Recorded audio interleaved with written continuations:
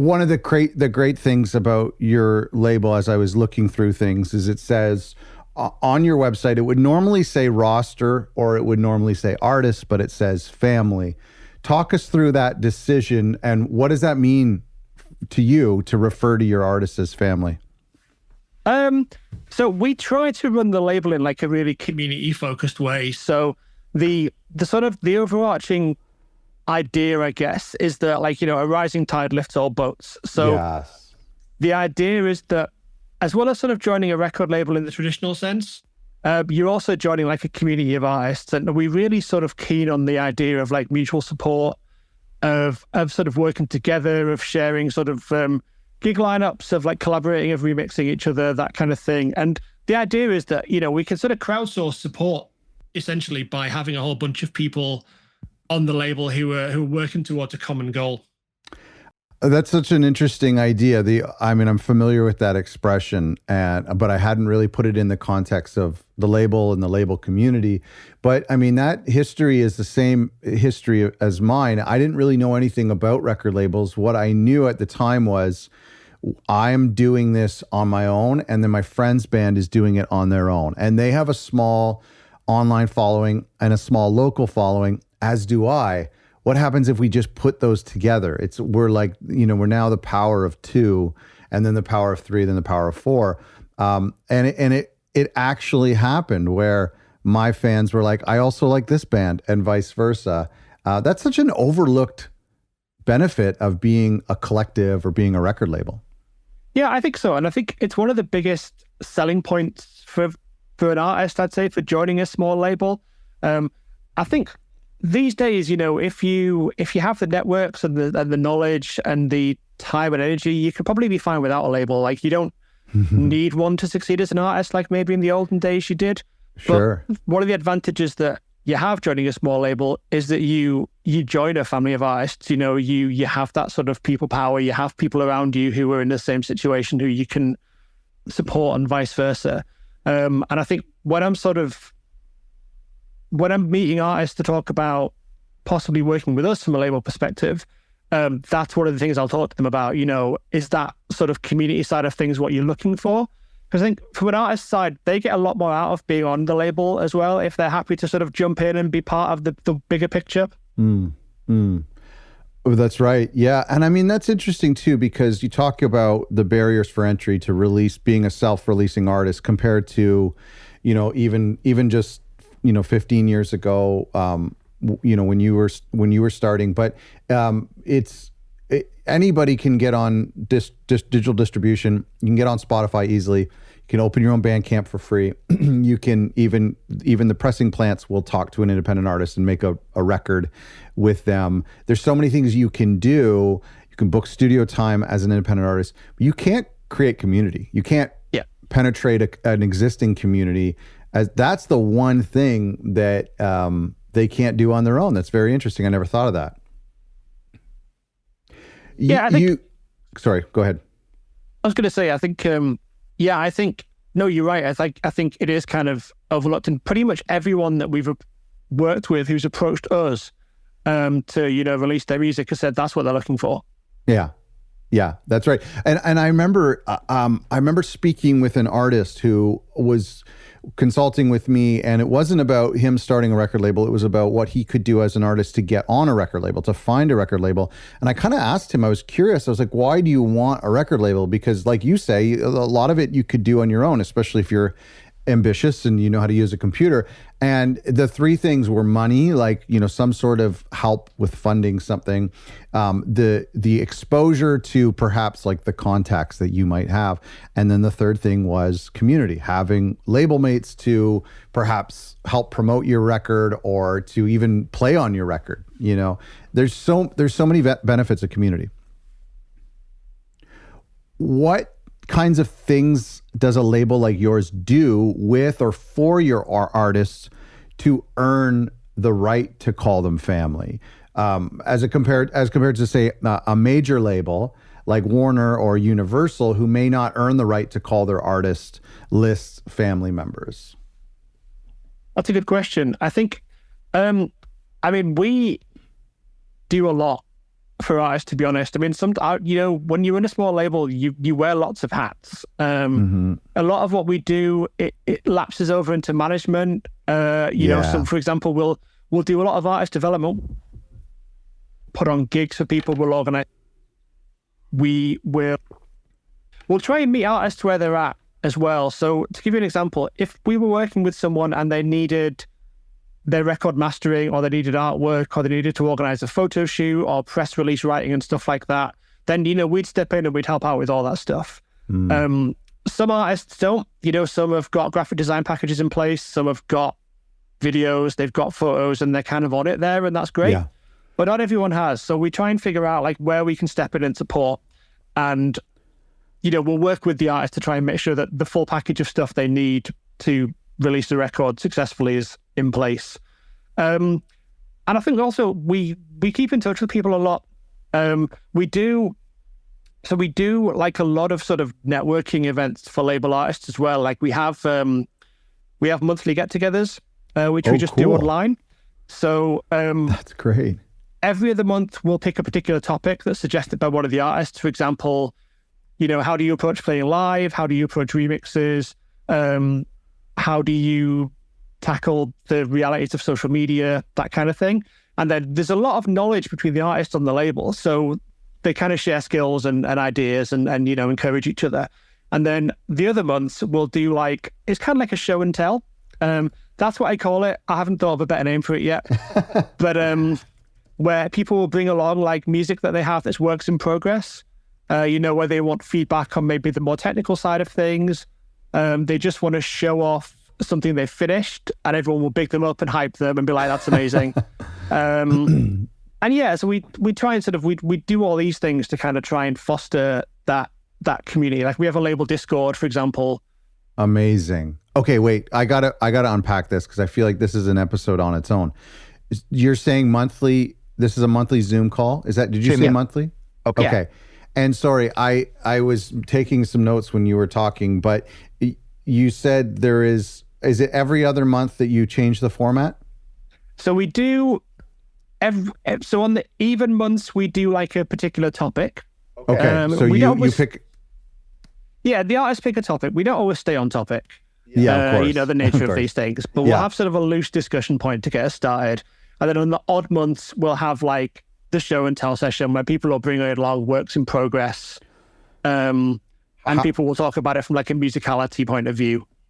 Yeah, show and tell is, I mean, honestly, there's so much benefit. Okay, this is incredible. I got to unpack this for our newsletter because it is such a great idea. Whether you have 2 artists or you have 20 artists, it's such a cool thing. And the more artists you have, the better, because if you're doing it monthly, I would imagine there's a lot of artists who can't make it to every single session. So to always have a half dozen people there is that helps.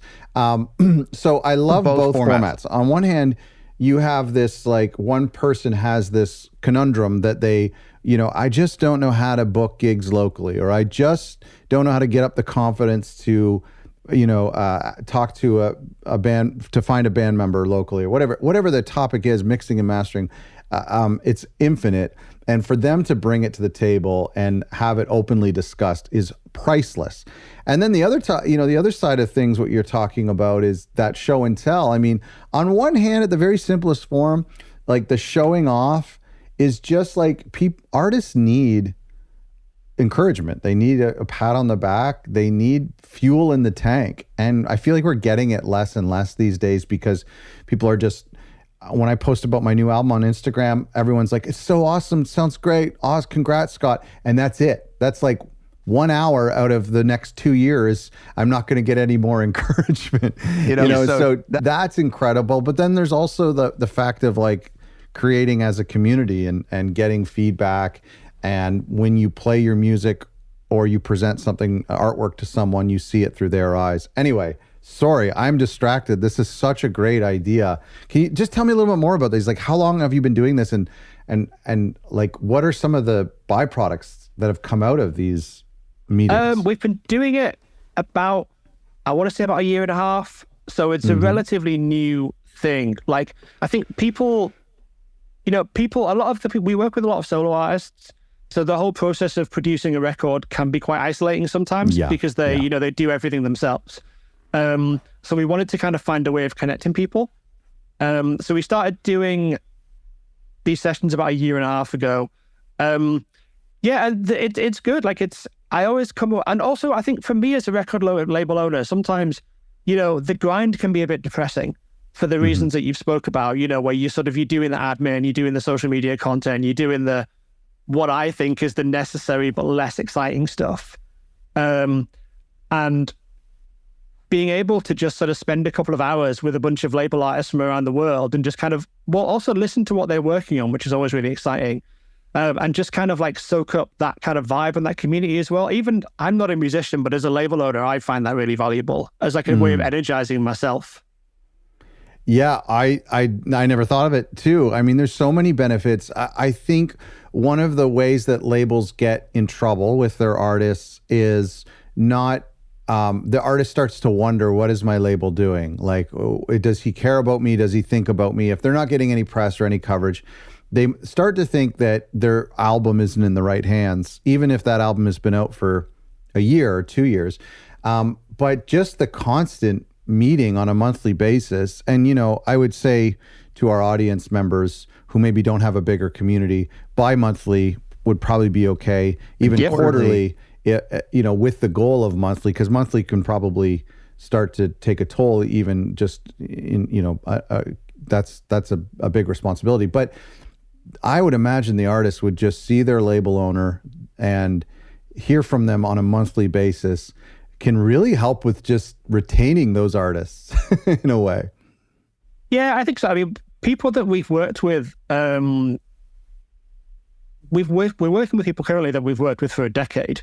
Wow. At this point, we've released everything that they've put out for a decade or so. And I always say to people, look, if you get an offer from a bigger label, then jump at it. Take it. Take that next step. Yeah, for sure.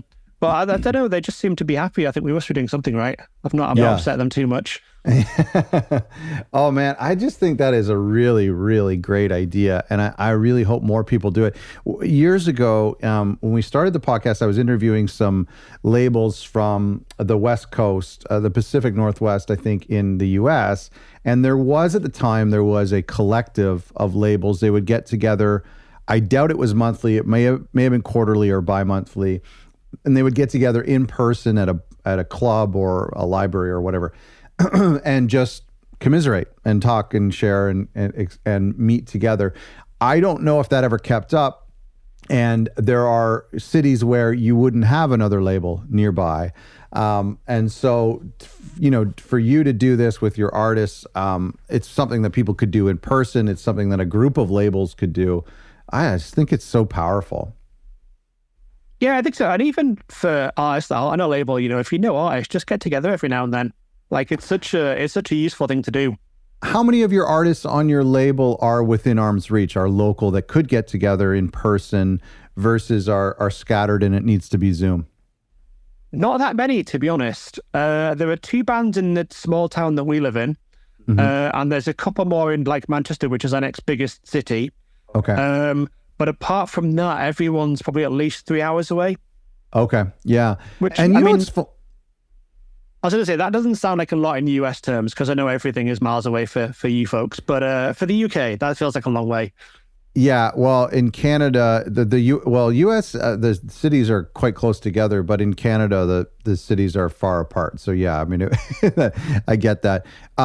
What's interesting about these Zoom meetings is I found that before COVID, like a Skype call was very impersonal. There was just, it just was not real in any sense.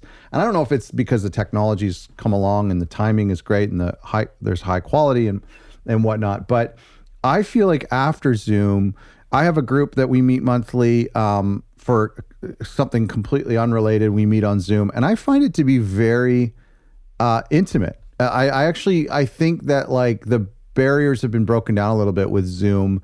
And yeah, I could imagine getting together at a pub might be a little bit different, but I really enjoy meeting with a half dozen people or more on a Zoom call. I think that's maybe weird, but No, it's nice. And in some ways, I'm kind of glad it's become more normalized because we didn't really do online meetings pre-lockdown at all. Yeah. And we'd be working with artists who were pretty far away, but all of our label communication would be really long, detailed emails, which, I mean, is fine. And it got the job done, but like, it's not nearly as efficient as just talking to someone for half an hour. 100%. And, you know, especially if you've got a band who aren't necessarily all in the same place, you can just jump online with them and you can get so much stuff organized in a quick Zoom meeting than it would be able to do remotely.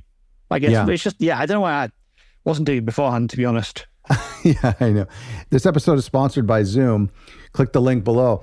I think that's great. What a great idea. Sorry, I got sidetracked a little bit, but I think that is a really, really great idea. When you talk about family, I mean, the family starts to feel less like a family the more that it gets relegated to emails and the less that you interact with people. I mean, a lot of the label people that I worked with have been my friends, but the ones that were maybe acquaintances or newer friends, there would be 6 months to a year where we wouldn't talk if they were in between albums or whatnot. Yeah. So to do these calls, wonderful. I think it's so wonderful. And you'll see an episode in the next couple of months highlighting this idea. If you're cool with that, I'm going to give it to our community.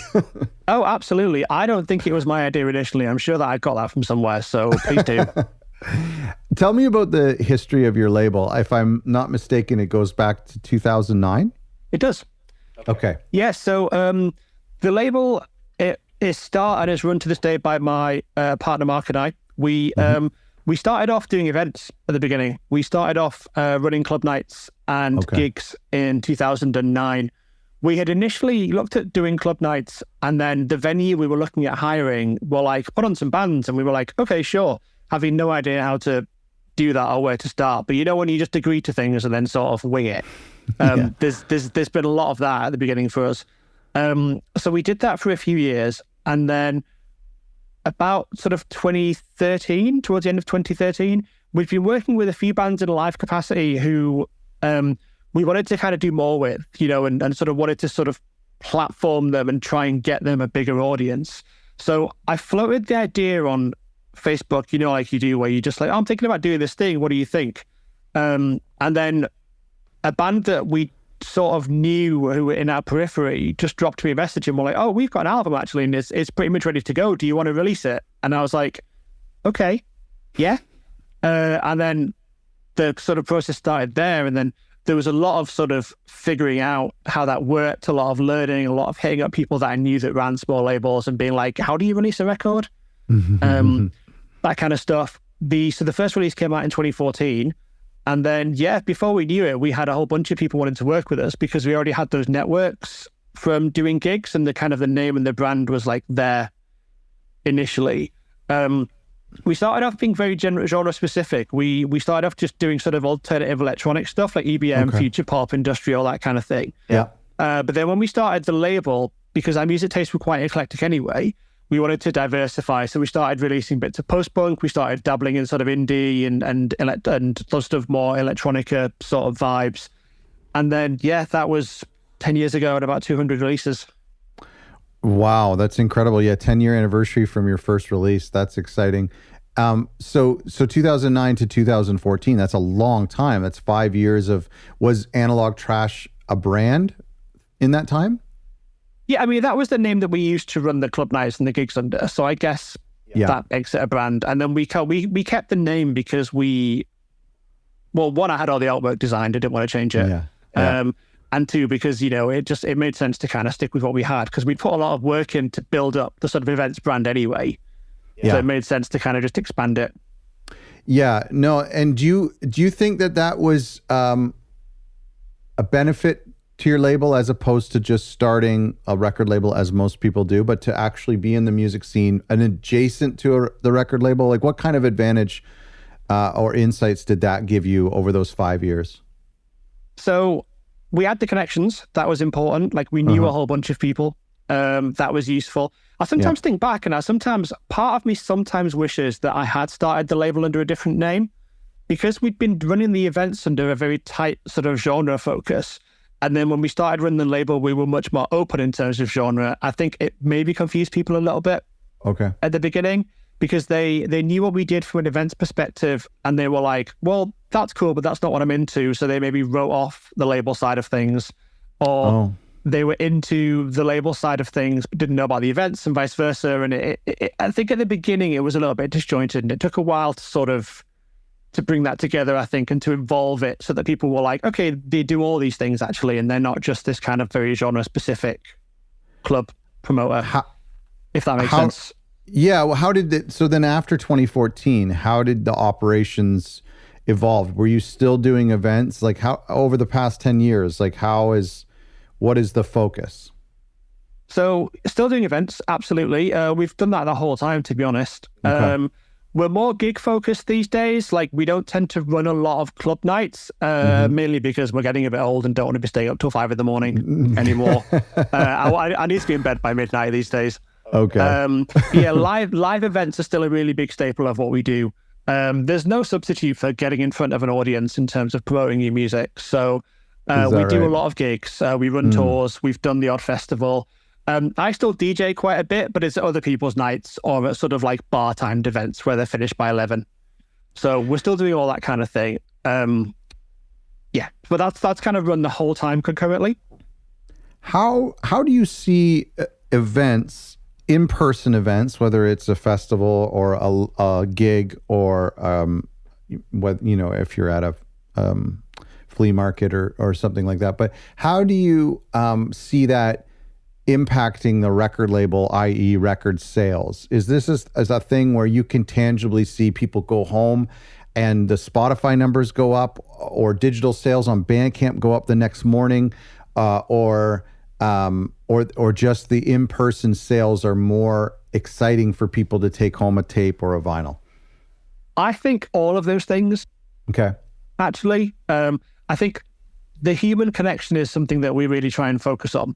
And you really get that at gigs. So yeah, if we do a gig and it's successful, obviously we'll sell stuff at the gig, which is really good. We will see Bandcamp sales the day after. We'll see people following the band pages. We'll see sort of streams from specific locations come along and sort of start to happen. Like, for example, last year we did a headline tour with a band on the label that I play live in called Vion. And we brought an artist over from Vancouver. She managed to get some funding from the Canadian government, so was able to travel over and do some shows with us.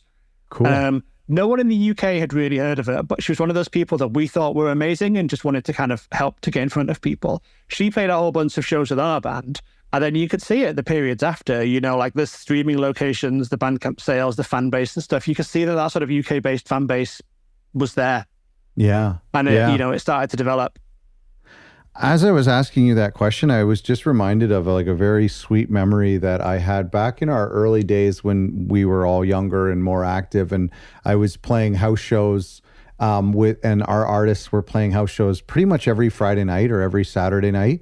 And I always remembered I could always rely on the next morning after people woke up, sobered up, that there would be a Bandcamp sale of a CD or just a digital album the next morning. I just thought that was such a sweet thing that somebody was like, I had a great time last night. And then they look up the artist. And without fail, there would be at least one on a Sunday morning. I remember that. I missed that. That was pre-Spotify. Yeah, it's nice. And I think sometimes as well, if people are going somewhere afterwards, they just don't want to carry a record around with them. Yeah. So they'll order it the day after. The experience of I find still now, the experience of going to a small show and seeing a band or discovering a band or an artist that you really love, and then going and saying hello to them at the merch desk at the end and finding out that actually they're a really decent human being as well as a really talented artist, and then buying a record, that I'm a fan for life at that point. 100%. I think, that experience to me, I'm like, yep, I'll come and see you next time you play. I'll follow you. I'll buy your albums. Yeah. And I think we try and sort of take that approach as much as possible, which is why gigs are so central to what we do, because you can't. I mean, digitization is great and online is great, but it's not the same, I think. And to sort of get that fan loyalty, I think it's difficult. So, yeah, it's definitely not to be overlooked. You know what? It's so true. And I don't want to come off as sounding like some old curmudgeon. I know you and I are both in our late 20s. I can tell by looking at you. Absolutely, yeah. I don't want to come off as that, but you're absolutely right, because I don't think I have memories seared in my mind of discovering a record or even a CD in a record store. I have memories seared in my mind of discovering a band or an artist at a show that I'd never heard of before. But I don't have any memories seared in my mind of the algorithm presenting me an album. Even, I don't have any memories of where did you discover that band? Oh, it was on iTunes. I was scrolling in the new and noteworthy section. And that's not to dismiss digital. I love digital, as you say. But you're right. I mean, it's so easy in this digital world because it's so easy to forget. And what an interesting, theme that's running through our conversation is just these in-person things. I think we're really undervaluing them as a society. Yeah, and I think you can translate that to a degree to online as well. Like a thing that we've started doing recently since the feature became available was if we had an EP or an album release, we would always do a Bandcamp listening party. Because that experience, like, firstly, they're super easy to set up in terms of admin because it's pretty much all done for you. And that thing of being able to just listen to the album before it's released in the chat room with the artists and just kind of chatting away and sort of sharing that experience. Okay, you're not in person, but you're still getting that sort of interaction and that experience where you sort of getting to know someone. And it's still pretty cool, and it's a really good option for when we're working with people who we can't realistically get over to the UK to put on shows. Also, live streamed concerts via sort of Bandcamp and other platforms. Like, again, that became normalized during COVID. Yeah. But it's pretty cool, I think, and I think it's another way of getting in front of an audience and connecting with people, even though you're not necessarily in the same place. What did you tell me the meaning of the name Analogue Trash? I can't recall. What was the history of that name? It's a song title.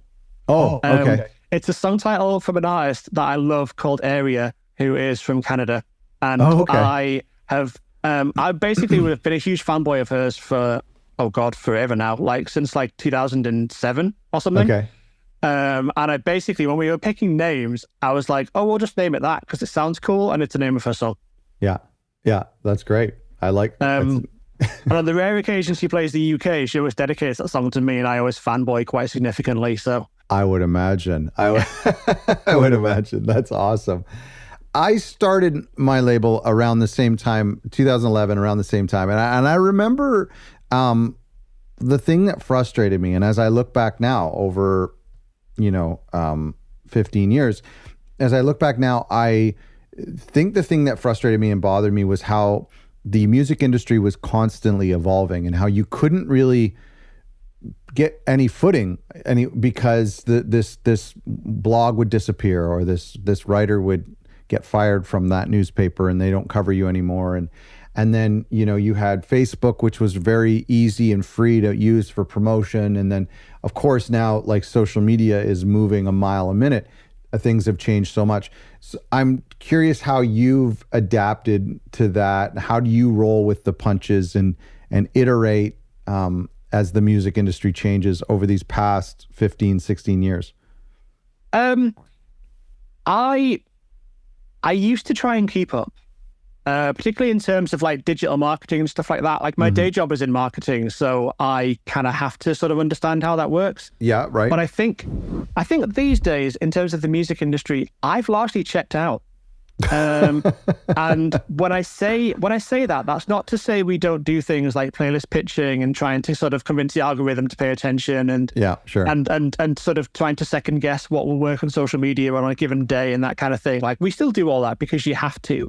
But like, it's not the end goal anymore. So I kind of view it, for example, like that in-person connection, the human connection that I've sort of spoke about. Yeah, that's the end goal. Getting people on our email list, which, is our trusty email list that has kept us going for a decade, regardless of whatever social media platforms are playing at that given day. I'm happy to hear that. Getting people onto the mailing list is still a priority. Getting people to come to gigs, getting people to sign up to like our Supporters Club subscription scheme. Those are the goals because those are things that we can control. Yeah. And the things that we can't control, like I don't tend to focus on too much. Like I don't tend to worry about building up Spotify followings or building up social media followings and stuff, because I've played that game in the past and I've spent a lot of time and money trying to build up Facebook followings, and then Facebook decided our page was impersonating someone and deleted it. So it's kind of like I'm just not playing that game anymore. Yeah. You know, I'm trying to sort of use those tools to funnel people away to platforms that we have control over and that are reliable, basically. That's so smart. Can I just branch off for 1 second about your email list? I am an absolute maniac for emails. And how do you get people on that list? Bandcamp is a big one.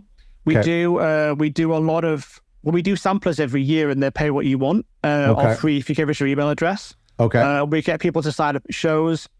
We do like... Sorry, pause. Sign up at shows physically. Do you have an iPad? How does that work? It's a QR code that links through to the sign up page of the email service. Excellent. I don't want to be trying to read people's handwriting. It's not fun for anyone. But so it's a QR code that links through. Good. Okay. So that works pretty well. Yep. And we try and offer mailing list exclusives as well. Like, you know, we'll do things where we'll send things out to the mailing list before anybody else sees it. Oh. We'll do like discounts for the mailing list, competitions for mailing list subscribers, that kind of thing. You know, just little added incentives to be like, you people are special because you're on the mailing list. That is very cool. Thing. Yeah. I've, when I talk about email with record labels, it's hard to kind of talk about this like lead magnet, this thing that like, what is it that, because to say sign up to our mailing list, only your mom's going to do that. Like nobody really wants to be on another mailing list, but like to trade something in exchange for their valuable asset of their private email address. A sampler is a great idea, but I love just saying on your website, like, if you're on this list and if you can come up with a cute little name for it that makes people feel like they're part of an elite club, advanced releases, that's so cool. I never thought of that. What a great idea. Little bonuses. I think as well, like people who genuinely are into what you're doing will want to hear from you. And I think people know that social media is not the most reliable. So if you kind of say to them, look, this is probably the most reliable way of keeping up with what's coming out on the label, what gigs we've got coming up, you know, we're not going to spam you. You'll hear from us once a fortnight, maybe. Sign up. And yeah, most people do. Yeah. And I mean, that's like, you're right. Email is just such a sacred tool. I don't know how the billionaires have not sunk their teeth into it. They haven't been able to steal it from us. Thank goodness. Although platforms are quite expensive for sending. If your list gets big, it does get a little expensive. It can, yeah. How do you do you care to innovate? You're saying that you've kind of given up on certain things and you're just doing what you control. I want to ask you though about making an effort to try new things like non-traditional record label initiatives. So, whether that's like a new product, a new initiative, a YouTube channel, like just something. Do you have any sort of, do you feel a responsibility at all as a business owner to try new things, or is it better to just stick with what has been working? We're always doing new things, and we've got like a lot of initiatives that we run sort of beside the label. I don't think any of them are that groundbreaking, to be honest. Okay. And they're certainly not things that people haven't done before, but like the culmination of them seems to be having some sort of traction. So for example, we've just launched a podcast, like an artist interview podcast, where we're sort of getting two artists on the label to connect, to like deep dive into their backgrounds and back catalogs and stuff like that. Oh, I see. Yeah. Okay, cool. We have this thing called the mixtape sessions, where we get artists on the label to put together like virtual mixtapes of their influences and stuff like that. We do all the sort of traditional merch because, t-shirts and tote bags and CDs and records, they're eternal and people want them. Yeah. And we've recently launched like a supporters club as well to try and get like a subscription thing going on. Let's talk about that. I mean, I've noticed the move towards the Patreon style model is there. Mm-hmm. And I think there's a lot of people that want to support music, but they don't necessarily want stuff. Oh, Interesting. And I think that is a pretty good option for them. Or people want stuff, but they don't know what they want. Okay. So we do, it's like a label subscription on Bandcamp, and we do like a physical tier and a digital tier. Okay. So with the digital tier, you get everything and you get discounts and you get like exclusive content and that kind of thing. And then with the physical tier, you get all of that. But once a quarter, we send out a package of whatever we've released in that quarter, and maybe like some back catalog stuff and like some little extra goodies. So it's like a little sort of like it's like a loot crate, if you've heard of those, you know, where you sort of subscribe to a loot crate and they just send you random stuff every month. It's kind of like that, but specifically for the label. Well, and smartly, so that's what I want to talk about, because I saw it on your website, and one of the things that jumped out at me, because these things scare me, because you get committed into things, and then you end up spending a lot of the money you make through these things on delivering people product, and it ends up and then all of the work that goes into it, it ends up not being the fundraiser that you need it to be. And so looking at your thing and seeing $9.99, 10 pounds a month for the physical thing, but not actually committing to mailing something out monthly and instead doing quarterly or periodic even, that's bold. But I think that's cool. And it's also a bit of a surprise factor. I think if I was like you said, fans don't really want everything. So if I'm subscribed to something, and, you remember when we used to subscribe to magazines, and the new one would come and I hadn't finished reading the last one. So there is something nice about, it's springtime and here comes a box full of goodies that I can enjoy over the next 3 or 4 months. That's a way better approach. I think so. I mean, we keep it quarterly. Like, it's not like a fixed sort of date, but it is every 3 months or so, because we usually have a decent stack of physical stuff that people don't have. It's also cool from the label as well, because, if we're releasing a physical product, then we kind of know that like X number of those are already sold, because the people in the supporters club will have them. Yeah. So the challenge to getting loads of signups for that has been that our output is so eclectic that a few people are into everything. That's kind of the challenge for us, really. I think if we were super genre specific, it might be easier, but we do all right with it, to be honest. What's more popular, physical or digital? Physical, absolutely. Yeah. I think about the digital, and even like 5 pounds a month. Like I would only do that as like I'm donating to you and to your cause. But like, the idea of getting a bunch of MP3s every month doesn't excite me at all. The idea of getting a mystery box 4 times a year is very cool. So yeah, no, that's very interesting. I'm not surprised that the physical is more popular. Yeah, and I think when people have signed up for the digital, it is that it's, we like what we do and we want to support you. That's the reason why. How do you I'm going to ask you a personal question here. How do you manage the accounting of that? If somebody is donating $5 to the label, are they buying records from you? Like, how does the artist get a cut of that? Or is that just them basically donating to the record label as a charity, and then you're giving away promotional copies? So with the supporters club, you're getting all the digital stuff released in the past 2 years. So I rotate what's available when you sign up. Okay. So any sort of payments that come in with a particular window, any artist that's got releases kind of represented within that 2-year window, we just split it between them. Okay. All right. So that's fair. Like, I mean, I looked at possibly doing it by like, okay, we'll divide it based on how many releases you've got and stuff like that. And it just became a nightmare. So when we pitched the idea to the artist, we were like, look, we'll just divide it equally. Yeah. It's money we probably wouldn't have had anyway. Yeah. And that's fine. And then with the physical stuff, it just counts as a sale. Okay. It counts as a sale in the same way as if we'd sold it wholesale. So at that kind of dealer price rather than retail. Because the customers are paying £30 for each box, right? Yeah. So then that becomes pretty. If there's 4 items in there, you split, the whatever your label split is. So it might be £15 for 3 items. That you're right. It ends up being $5 an item for the artist. Whatever, however it works out. But that is very fair. You're right. It's wholesale. It's hopefully it for the artist, and well, definitely for the artist and the label, it's like you say, it's paying for the vinyl to be manufactured, or the CD or cassette. Yeah. And it's getting the record into people's hands, which, and they're paying for it, which is kind of all we can ask for, really. Yeah, that's true. Yeah, I think that's great.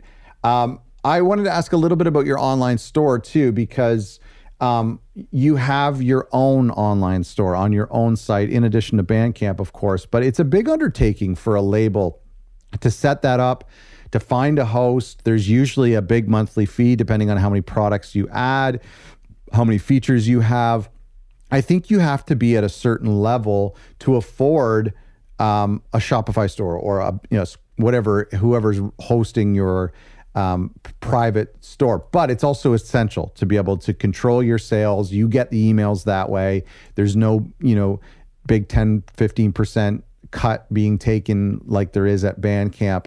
But how do you know, can you tell me a little bit about setting that up, how that does for you, maybe where you're hosting that, and how do you know when it's the right time to set up your own store? To be honest, I'm seeing it more and more of labels who are actually saying, hey, we're going to build an online store here, and maybe even eventually sell other people's products or other types of products. Walk me through that thought process. So our store is hosted on Shopify. Okay. And it's actually not that expensive. It's like £25 a month. That's great. Yep. For the store. And because I build websites in my day job, I can just do all this stuff myself. So there's no kind of outlay in that respect. Very nice. I built and launched the Shopify store at the point when Bandcamp got sold, because Bandcamp is still like our main outlet, and the majority of our sales come via Bandcamp, and I love it as a platform, but I got paranoid. Sure, that's fair. Because we see the way things go when they get bought out by big companies who just want to squeeze as much value as possible out of it and then get rid of it. So I was kind of like, if Bandcamp goes south, then we're in a real pickle. So I wanted to up in place. For that reason, basically. That was the justification for it. I think that's absolute genius. And I remember when Bandcamp got sold the first time, and there was a lot of fear, and some of it, the fear wasn't justified, and it did turn out for a couple of years. And so far, really, some of the big fears didn't seem to be justified yet. Of course, there was a lot of editorial stuff that I think we've gone missing and whatever. Anyway, the point is that going back to your point about email, and going all the way back to 2009 when Facebook was getting started and it was free to use, and you could promote incredibly well on there. And Twitter, you could post links and not be, hidden in the algorithm. So it was just a really, really good business move to have a Shopify store already set up in place. $25 a month, you only need to sell 1 or 2 records to break even. Of course, it's going to be a big undertaking to set it up initially. But yeah, that's a really smart move. Yeah, also Shopify has a lot of really cool features. Like I sound like I'm a big advocate of them, but I think I am in some ways. Like it connects to Spotify, which is so useful, because obviously we want to funnel people away from Spotify to actually buying stuff. So you can have the products featured on the artist pages, which is great. It links to stuff like Google Shopping. It does loads of clever things. So yeah, as a platform, like, it's good. I think, obviously it's a third-party company, so there's always that risk of, things just becoming more expensive or whatever. But I think so far, having that and Bandcamp means that we've got that safety net, which was the reason I set it up. I think we're living in a world now where there will always be a third-party company. I know it's like, I think we can we're all operating on Apple's MacBooks. Those could disappear. Like, there's, we're kind of interconnected in one way or another, but it's smart of you to kind of just make sure you have these things, especially as you grow. What an incredible label that you've put together. And I'm really more interested in the community. I'm interested in the community that you've built with your artists, and then the community you've built with your fans, specifically in the supporter group. How has Do you have a niche? I mean, you said you had a niche when you were doing live events, and then less so when you started the label. You implied that the supporter group might do better or make more sense if it was all around a subgenre or some sort of like very distinct thing that where people would be resonate with 100% of the content. Any thoughts on what the trademark of Analogue Trash is when it comes to the sound or the people or the geographic location, or how do you view that? That's a tough question, to be honest. There's definitely a sound.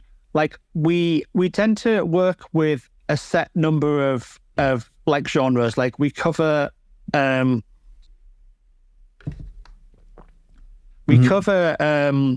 we cover a lot of electronic stuff. We cover a lot of electropop, a lot of electronica. We cover like post-punk. We do sort of the more left field pop side of stuff. Yeah. Indie and that kind of thing.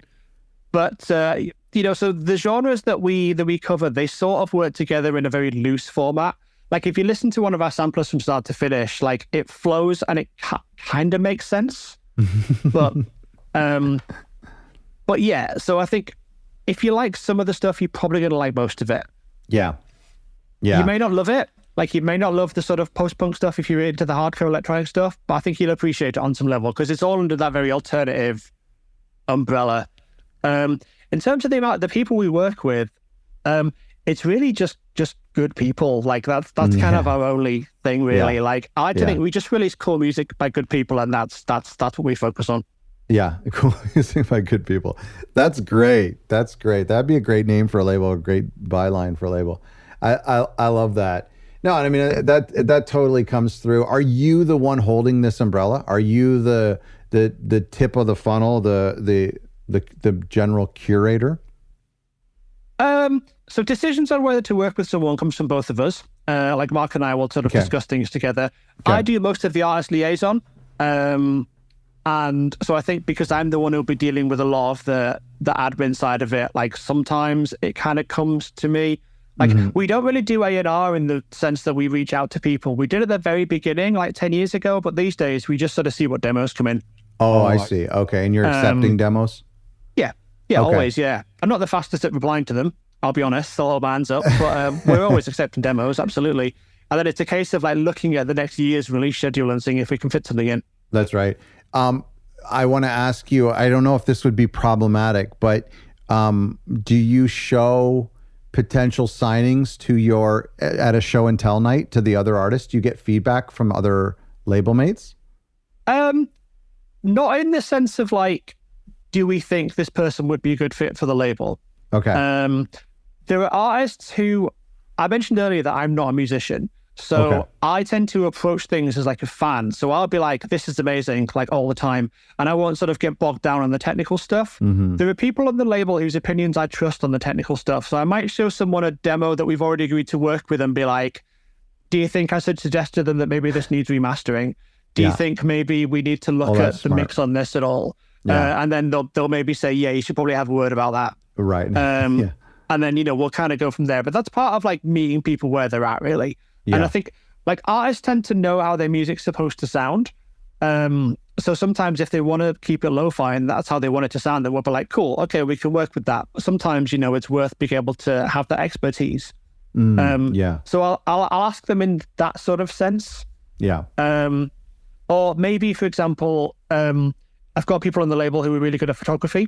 So I might say, this artist wants to organize a photo shoot. They don't really know what to do in terms of like theme or composure and stuff like that. Could you have a chat with them for 10 minutes and maybe give them some ideas? I mean, that's so incredible. And then, they'll be like, absolutely. And then they'll kind of talk them through some stuff. And we're really lucky in that respect because, we work with people that have these skills and expertise and I trust their opinions. The community of a record label is made up of artists, and naturally those artists all have different skills, different preferences, different tastes. Like that's often overlooked. What a pleasure to speak with you, Adi. I appreciate your time and congrats on the label you've built. I hope to see you around for another 10 or 20 years. Thank you. I hope so too. We'll keep at it.